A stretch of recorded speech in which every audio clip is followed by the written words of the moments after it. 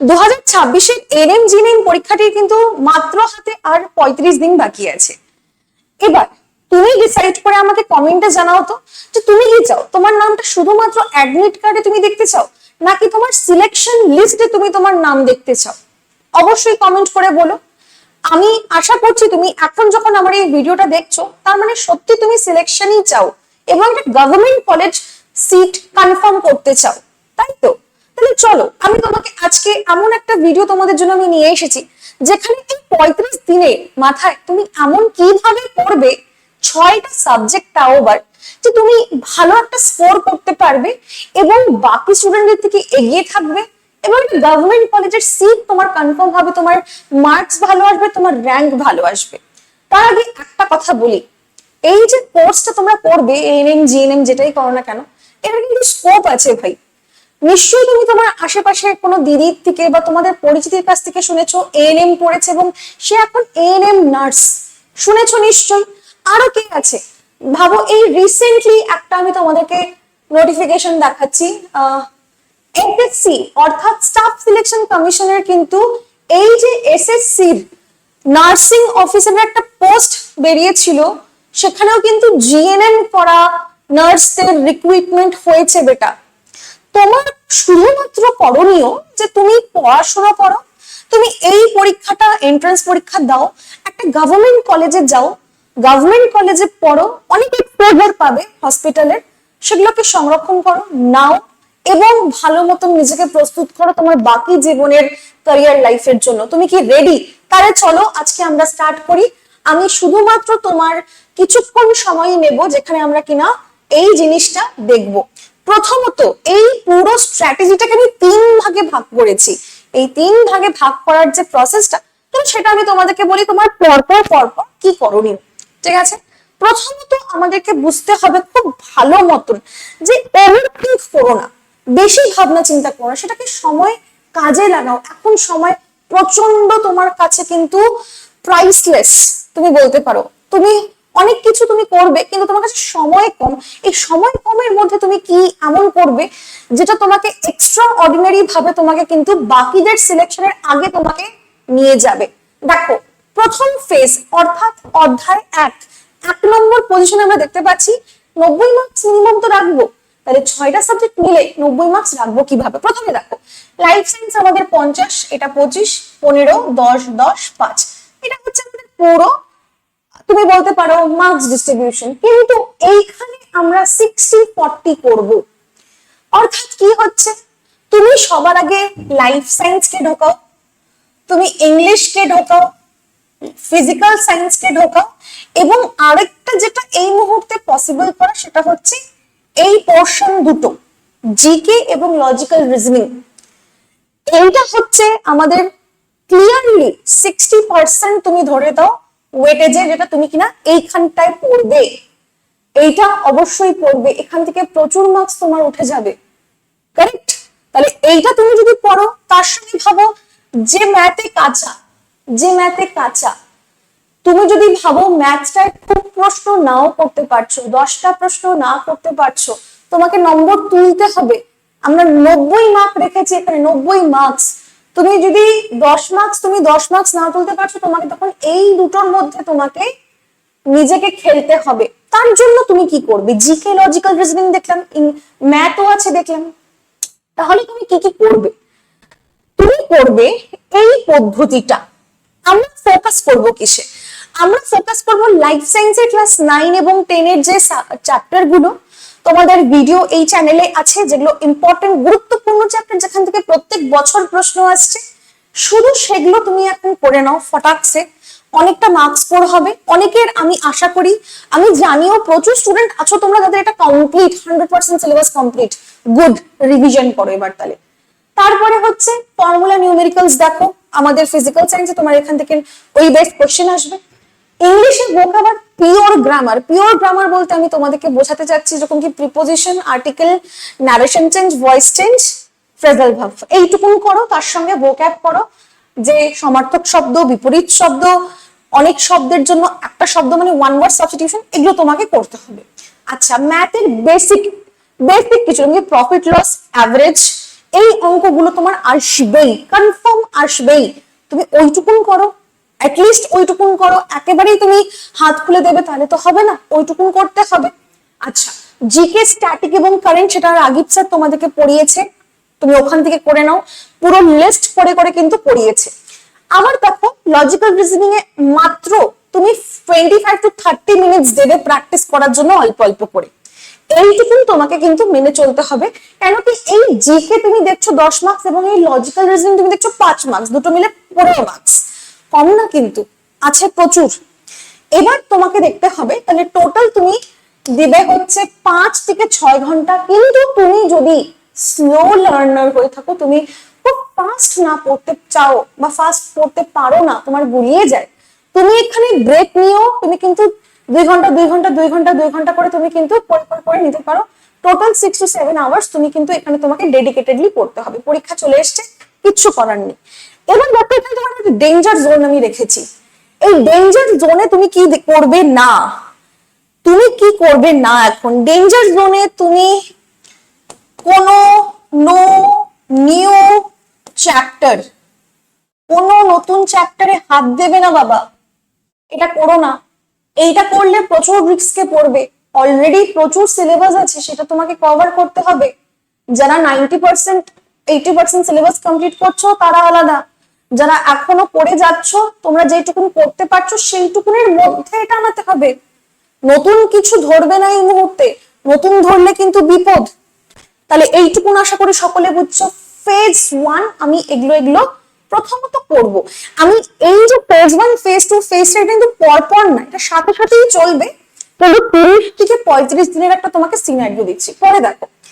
আমাদের দ্বিতীয় কথা হচ্ছে যে মার্কস পাওয়া এবং র্যাঙ্ক বাড়ানো। নিজের র্যাঙ্কটা যতখানি এগিয়ে থাকবে তত ভালো তুমি নিজের সিলেক্টেড কলেজটা তুমি পাবে। দেখো প্রথমত কি করবে এটা পাওয়ার জন্য, এটা একটা গেম চেঞ্জার আমি তোমাকে বলছি। চ্যাপ্টার আগে কমপ্লিট করবে। যেই তুমি একটা চ্যাপ্টার ধরে কমপ্লিট করলে, অর্থাৎ তুমি ধরো তুমি যে কোনো একটা চ্যাপ্টার নিলে, তুমি ভাবো লাইট চ্যাপ্টার নিলে, তুমি ওটা কমপ্লিট করলে, তুমি চলে আসো মক টেস্ট দিতে। আমাদের মক টেস্ট আছে, তুমি মক টেস্ট নিয়েছো নিশ্চয়ই, বা তুমি অন্য কোথাও হয়তো মক টেস্ট দিচ্ছ, মক টেস্ট করো, মক টেস্টে অ্যাটেম্প করো। ঠিক 1 ঘন্টা থেকে 1.5 আওয়ার, 1 ঘন্টা আর আধা, এইটুকু টাইম তুমি শুধুমাত্র এই মক টেস্টটাকে অ্যানালিসিস করতে দাও। বাস আমি কোথায় ভুল করলাম এটা করার হলো, এবারে তারপরে আবার ওটাকে রিভিশন করা। জিকে পিওর তোমাকে কিন্তু পড়ে যেতে হবে। আচ্ছা একটা কথা এখানে বলি, জিকে তুমি যদি নামতার মতন গড়গড় পটপট করে শুধু পড়ছো তাহলে কিন্তু হবে না। তোমাকে কি করতে হবে, জিকেটাকে পড়বে কিন্তু গো থ্রু করো, এইটা এটা হয়, এটা এরকম হয়, পর তোমার যদি লেখা থাকে বা পিডিএফ থাকে সেইভাবে তুমি এটাকে পড়বে। এবং লাস্টে অঙ্ক তোমাকে প্র্যাকটিস করতে হবে। ঠিক এই পয়েন্টগুলো তোমাকে কিন্তু মেনে চলতে হবে। এবং তুমি এখানটায় ফোকাস করবে যে তুমি সময় ম্যানেজ করতে পারছো কিনা। কেন কি আবার দেখো পরীক্ষা তোমাদের, এই পরীক্ষাটার মধ্যে তোমরা যাচ্ছ 100টা প্রশ্ন করতে 115 মার্কসের জন্য, কিন্তু সময় মাত্র 90 মিনিট, অর্থাৎ 1 মিনিটের জন্য একটা প্রশ্নও কিন্তু নেই। 1 মার্কস ইজ ইকুয়ালস টু 1 মিনিটও কিন্তু পাচ্ছ না তোমরা। যেহেতু এটা হচ্ছে না তোমাদের চাপ, এইটার জন্য তোমাকে টাইম ম্যানেজ করতে হবে, তোমাকে অ্যাকুরেসি বাড়াতে হবে।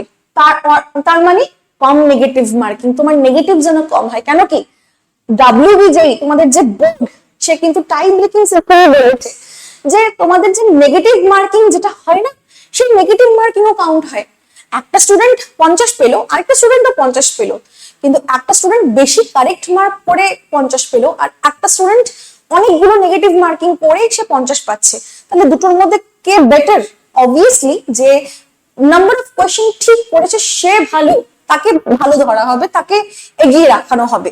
তার জন্য অ্যাকুরেসির দিকে ফোকাস করো, যেটা করছো সলিড পড়ো। এবং সলিড পড়ার সাথে সাথে এমন চেষ্টা করো যে তুমি কোয়েশ্চেনের অপশন দেখে যাতে না গোলাই, সেটাকে সেইভাবে আহত করে তোমাকে কিন্তু পড়াশোনা করতে হবে। এবং যেটা সবার থেকে গুরুত্বপূর্ণ ভাবে করতে হবে সেটা হচ্ছে এনএমজিএম তোমাদের যে এমসিকিউ প্র্যাকটিস যেটা হবে সেইটা তোমাকে করতে হবে। ঠিক আছে, এমসিকিউ কিছু প্র্যাকটিস করো, বিকজ এমসিকিউ লাস্ট মোমেন্টে তুমি একটা চ্যাপ্টার পড়লে, মক টেস্ট দিলে, কিন্তু মক টেস্টের বাইরেও আরো প্রচুর সেই চ্যাপ্টার রিলেটেড প্রশ্ন থাকে, তো তোমাকে সেইটা করতে হবে। তাহলে এমসিকিউ প্র্যাকটিস করতে হবে প্রত্যেকদিন। তুমি যদি সেইটা করতে চাও, অবশ্যই আমাদের লেটস ইমপ্রুভ নার্সিং এর এইটা আছে, এএনএম জিএনএম এর আরআইসি ব্যাচ। আরআইসি মানেই হচ্ছে র্যাঙ্ক ইমপ্রুভমেন্ট কোর্স। এই র্যাঙ্ক ইমপ্রুভমেন্ট কোর্সের মধ্যে তোমরা কিন্তু পুরো এই এমসিকিউ গুলো তোমরা পেয়ে যাবে। আমরা প্রত্যেকটা সাবজেক্ট, 6টার মধ্যে 6টা সাবজেক্টে কিন্তু আমরা তোমাদেরকে এমসিকিউ পুরো করাবো। কবে থেকে? 7ই মে থেকে আমরা শুরু করব এবং 4 তারিখ জুন মাসের 4 তারিখ কিন্তু এটা শেষ করব। তোমাদের পরীক্ষা কবে? 14 তারিখ। ঠিক আছে, তাহলে এই যে টাইমটা তুমি দেখছো, এটা তোমার জন্য প্রচন্ড ক্রুশিয়াল। এবং এইটার যে ক্লাসটা, এই ক্লাসটা করার পর কিন্তু তুমি এই টাইমটা বের করে কিন্তু পড়তে পারবে। 5 থেকে 6 ঘন্টা এটার পরেও তুমি কিন্তু বের করে পড়াশোনা করতে পারবে। ক্লাস করলে পড়ো সাইডে, ক্লাস করছো তার সাথে তুমি পড়াশোনাগুলো চালিয়ে যাও চ্যাপ্টার। ঠিক আছে, তাহলে এইটুকুন আশা করি তোমরা বুঝতে পেরেছো। ডেসক্রিপশনে তোমাদের নাম্বার দেওয়া আছে, তুমি সেখান থেকে গিয়ে তুমি আমাদেরকে কল করতে পারো, হেল্প নিতে পারো, আমরা তোমাদেরকে ভর্তি হতে সাহায্য করব। কিন্তু পড়তে তোমাকেই হবে। এবার আসছে তৃতীয় ধাপে। তৃতীয় ধাপ হচ্ছে কি, আমাদের এক্সাম রেডি হতে হবে। কেন কি, এই যে তৃতীয় ধাপটা, সেটা তোমার পরীক্ষার কাছাকাছি তখন তুমি চলে এসেছো। তুমি প্র্যাকটিস করলে, তুমি আরআইসি দিলে, তুমি তার সাথে সাথে তুমি চ্যাপ্টার গুলোকে ভালো করে পড়লে, হয়ে গেল। এবার তুমি আস্তে আস্তে এক্সামের দিকে এগোচ্ছ। এই যে এক্সামের দিকে এগোচ্ছ, মাথায় রেখে এগুলো পড়তে হবে। কি করতে হবে? পিডিএফ অথবা শর্ট নোটস থেকে রিভিশন করা শুরু করে দিতে হবে। ফর্মুলা ডেইলি রিভিশন করতে হবে। ফর্মুলার সঙ্গে তুমি বলতে পারো কিছু ভোক্যাব তুমি রিভিশন করবে। ঠিক আছে, যখন তুমি ভাবো ভোক্যাব একটা পড়ছো, ভাবো একটা ওয়ার্ড পড়লে, তুমি ডেলিউশনাল, তুমি ভাবো একটা ওয়ার্ড পড়লে। ঠিক আছে, তাহলে এই যে ওয়ার্ডটা তুমি পড়লে, এইটার তোমাকে মানে, বিপরীত সমর্থক শব্দ যেরকম জানতে হবে, তার সঙ্গে সঙ্গে স্পেলিংটাও শিখে নিও। স্পেলিংটাও একটু চোখে নিয়ে নিও। তাহলে কি হবে, তোমাদের স্পেলিং টেস্ট আসে, তোমার পড়াটা হয়ে যাবে। তোমাকে স্পেলিং এর জন্য আলাদা করে টাইম বের করতে হবে না। ঠিক আছে, আচ্ছা, ফর্মুলা রিভিশন হলো। জিকে আর ভোক্যাব রিভিশন, যেটা আমি তোমাকে বললাম, জিকে স্ট্যাটিক থাকবে, কারেন্ট থাকবে, যাই থাকবে, পিডিএফ বা শর্ট নোট যদি বানিয়ে থাকো তাহলে সেখান থেকে পড়বে। আর লাস্টে কি হচ্ছে, যে চ্যাপ্টার যখন তোমার কমপ্লিট হয়ে যাচ্ছে, thoroughly completed chapter, thoroughly revision, অর্থাৎ যে চ্যাপ্টার গুলো তোমার 100% কমপ্লিট হচ্ছে, চ্যাপ্টার বলেছি কিন্তু, সেই চ্যাপ্টার গুলোকে খুব ভালো মতন করবে, রিভিশন করবে, যাতে ওইটা তুমি যাতে না ভুলে যাও। আর এই যে পুরো টাইমের মধ্যে আমি তোমাদের থেকে এক্সপেক্ট করতে পারি তুমি মিনিমাম 70% করে নিতে পারবে সব মিলে। তুমি যদি একটু জোর দাও, এটা নিজের তারপরে ক্ষমতার উপরে, তুমি কতখানি নিজেকে পুশ দিতে পারছো, তাহলে তোমার আরো উঠবে। আশা করি যারা যারা এনএম জেএনএম পরীক্ষা দিচ্ছ, তোমরা যারা পরীক্ষা বসতে যাচ্ছ, তোমরা অনেক আগে থেকে নিশ্চয়ই পড়াশোনা করছো, তাই জন্য আশা করি তোমরা অলরেডি একটা সেফ পজিশনে আছো। যদি সেটাও হয়ে থাকে, আজকের এই স্ট্র্যাটেজি ভিডিওটা তোমরা দেখে নিতে পারো। তুমি যদি নতুন শুরু করে থাকো, তুমি এই স্ট্র্যাটেজিটাই যদি তুমি ফলো করো, তাহলে তুমি এগোতে পারবে। দুটোর ক্ষেত্রেই এটা হচ্ছে শেষ দিনের স্ট্র্যাটেজি, তুমি বলতে পারো শেষ দিনের 30 থেকে 35 দিনের এটা স্ট্র্যাটেজি তোমাদের জন্য। আচ্ছা, কি করবো সেটা তো বুঝলাম, কিন্তু কোনটা করবো না সেটাও বুঝতে হবে। এই মুহূর্তে যেগুলো বিগ রেড ফ্ল্যাগ, তোমাদের যেগুলো বড় রেড ফ্ল্যাগ, এই রেড ফ্ল্যাগ কি হবে, যেটা একদম করা যাবে না। তাহলে এই রেড ফ্ল্যাগ কি? প্রথমত, নিজের রিসোর্স চেঞ্জ করবে না, যে আচ্ছা আমি তো আমার নোট পড়েছিলাম, কিন্তু আমার বান্ধবী দেখলাম অন্যভাবে নোটটা লিখেছে, ওর থেকে নিয়ে পড়া শুরু করলাম না। লাস্ট মোমেন্টে কোনো কিছু বদলাবে না। একটা স্টুডেন্ট একরকম ভাবে পড়ে এসে কিন্তু সে অভ্যস্ত হয়ে যায়, তাতে ধাতস্থ হয়ে যায়। সেইটা যদি তুমি ডিস্টার্ব করো, সেটা তুমি যদি ব্রেক করো, সবার থেকে ক্ষতি এই মুহূর্তে তোমার হবে, সেটা করবে না। পরবর্তীকালে আরেকটা কি আছে, নতুন চ্যাপ্টার শুরু করবে না। এই 30-35 দিনের মধ্যে নতুন চ্যাপ্টার শুরু করবে না। হ্যাঁ, তুমি যদি এই মুহূর্তে তুমি ভাবছো যে আচ্ছা এইটা তো আমি অল্প পড়েছিলাম, আমার মনে আছে, আমি পড়লেটা আমি পারবো, এই কনফিডেন্স তোমার মধ্যে যদি থাকে, করো। কিন্তু তুমি যদি ভয়ে ভয়ে আছো যে উমা ম্যাথের এই নতুন চ্যাপ্টারটা, বাবা, তাহলে করো না, তাহলে নিজেকে তুমি আরো নিচে নিয়ে যাচ্ছ, সেটা করো না কিন্তু এই মুহূর্তে। আচ্ছা, অল্টারনেটিভ ম্যাথের টেকনিক এই মুহূর্তে ইউজ করবে না। যারা যারা অঙ্ক করছো এবং শিখে গেছো, তোমাকে কেউ বললো বা তুমি কোনো একটা ভিডিও থেকে দেখলে যে আচ্ছা এটা তো এই পদ্ধতিতেও করা যায়, তুমি একভাবে করে অভ্যস্ত হয়েছো, তুমি সেটাতেই অবলম্বন করবে। তুমি অন্য কিছু নতুন কিছু এই মুহূর্তে ওটাকে রাখবে না। এবং লাস্টে হচ্ছে লুজ কনসিস্টেন্সি। তুমি যদি প্রত্যেকদিন নিয়ম করে পার্টিকুলার এত ঘন্টা করছো, সেটাকে বজায় রাখবে। আজকে খারাপ লাগবে, কালকে খুব এনার্জেটিক মনে হবে, দুদিন এনার্জেটিক মনে হবে, কিন্তু 3 নম্বর দিন হতেই পারে যে তোমার সমস্যা হচ্ছে, তুমি আজকে লো ফিল করছো, তো যেদিনকে খারাপ লাগবে তুমি কি সেদিনকে পড়বে না? তোমার হাতে আর মাত্র 30 থেকে 35 দিন এই মুহূর্তে পড়ে আছে, তুমি সেই টাইমে কি করবে? তাহলে তুমি সেই টাইমে কি করবে? তাহলে কি তুমি পড়াশোনা করবে না? এই জন্য আমি প্রত্যেকটা স্টুডেন্টকে বলি যে কনসিস্টেন্সি সবার চেয়ে বড় মোটিভেশন থেকে। মোটিভেশন আজকে পাবে, কালকে হয়তো পেলে না, কালকে হয়তো ভালো লাগবে না, তারপরে দিন তো শরীর খারাপ ফিল হতে পারে, তোমাকে উঠে পড়তে হবে। এই 30 দিন 35 দিনের মধ্যে তোমার নাম যদি তুমি দেখতে চাও যে হ্যাঁ আমার নাম লিস্টে উঠেছে, আমার নাম এসছে এবং আমি একটা গভর্নমেন্ট কলেজ স্কোর করতে পারছি, সেইটা তুমি যদি দেখে থাকো তাহলে এটা তোমাকে করতে হবে। আর যদি তুমি ভাবো যে হ্যাঁ আমার জন্য তো পরের বছর আছে, পরের বছর আবার দেখা যাবে, তাহলে এই ভিডিওটাই তোমার জন্য না। আশা করি সবাই তোমরা বুঝতে পেরেছো। এন্ড এই প্রসেসটা তোমরা করো এবং এটাকে অবলম্বন করো, দেখো তোমরা প্রচুর এটাতে বেনিফিট পাবে। আরো ইঞ্জিনিয়ারিং রিলেটেড ভিডিওস এর জন্য অবশ্যই আমাদের যে লেটস ইমপ্রুভ নার্সিং এর যে আমাদের ইউটিউব চ্যানেলটা আছে, আমাদের যে ইউটিউব চ্যানেলটা, তোমরা এই চ্যানেলটা অবশ্যই ফলো করো। এনএমজিএনএম এর কিন্তু লাইভ ক্লাস প্রচুর হয়েছে, আবার আসছে, এবং এইটা রিলেটেড এরকম আরো ভিডিওস কিন্তু তোমাদের এই চ্যানেলটাতেই আসবে বেটা। তাহলে আরআইসি তোমাদের শুরু হচ্ছে 7 তারিখ থেকে, ফটাফট জয়েন করে নাও। প্রচুর কোয়েশ্চেন করব, ঠিক আছে? 2000-এর উপরে প্রশ্ন আছে, 2000 প্রশ্ন 30 দিনের মাথায়, বাম্পার ব্যাপার হয়। এইটা তুমি যদি করতে পারো, তুমি ভাববে তুমি অনেকটাই এগিয়ে আছো, একটা কনফিডেন্স পাবে যখন তুমি টিচারের সঙ্গে তুমি পড়াশোনা করবে। আরো তোমার মতন আরো স্টুডেন্ট যখন থাকবে, তুমি দেখছো যে ওরাও পারছে, আমাকেও পারতে হবে, এই একটা কিন্তু বুস্ট চলে আসে তখন। তাহলে আশা করি সবাই তোমরা বুঝতে পেরেছো। কমেন্ট করে জানিও, তোমাদের যদি কোনো ডাউট থাকে, কোনো কোয়েরি থাকে, অবশ্যই আমাদেরকে জানিও।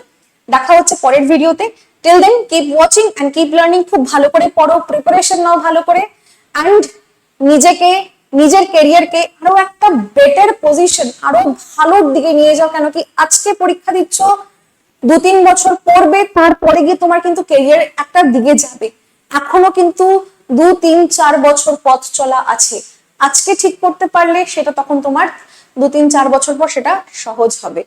আশা করি তোমরা কথাটা মনে রাখবে। আর চলো দেখা হচ্ছে তাহলে পরের ভিডিওতে। Bye bye.